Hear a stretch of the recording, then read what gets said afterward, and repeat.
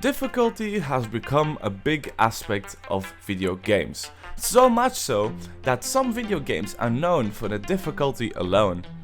But what makes a game difficult? And how do you know if the difficulty is just right for a game to become a classic? Well, we have done some research to look for answers. After scrolling through tweets, reading confusing articles, and conquering Reddit posts, we think we have reached a fairly simple conclusion. First, we need to define what makes something difficult. In short, there are a lot of factors that can influence difficulty. It has all to do with your own capability. When you're a quick learner, then you would not struggle as much in the games where the learning curve ramps up extremely fast. Same goes for having fast reactions, being a real strategist, or being able to memorize a ton of steps in order to get to the endpoint. In recent years, games have used their difficulty level as a selling point while still maintaining a mainstream version of gameplay. Dark Souls, Cuphead, Jump King, and Geometry Dash are successful examples of this.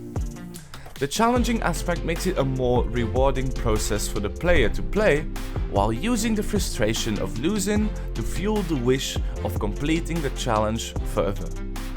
Difficulty level changing, the save system, and checkpoints are common aspects to appear in video games of recent generations, and arguably make games more bearable to play in the long run. However, this is still not enough to make every player equally good. So, if gaming difficulty is based on a personal combination of skills, how do we, as gamers, choose if a game has the right amount of challenge? Well, this has all to do with the psychological part of human existence: fairness. Let's go back to the history of the arcades for a bit.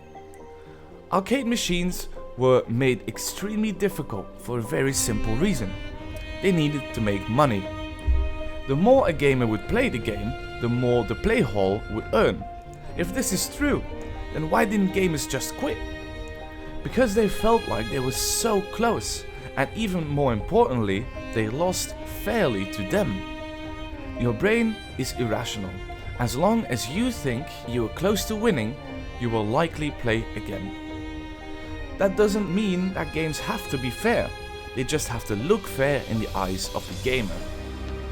Doing more damage when you're low on health, for example, makes you feel that you were really close to the end result, and above all, you feel rewarded as a player. If a game punishes you too much, they will lose you in the anger. So, how do you know if the difficulty is just right for a game to become a cult classic? You just have to hope that the game fits with what many people seem to deem fair and rewarding enough. Ultimately, what makes a game enjoyable to a player still depends on the type of gamer they are. Whether they like easygoing games or go for the more hardcore kind, the player often outweighs the challenge versus reward more for themselves than the studio actually does. This has taken over popular internet culture more than ever. So, gamers themselves have come up with an expression to help players that struggle with challenges in video games. Get good, kids.